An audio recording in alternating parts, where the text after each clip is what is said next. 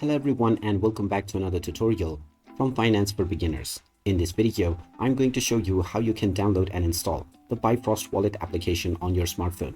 So let's get started right away.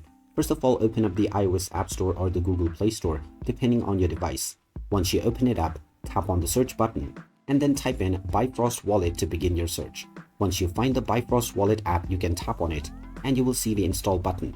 Tap on the install button and this will begin the download and installation of the Bifrost Wallet app.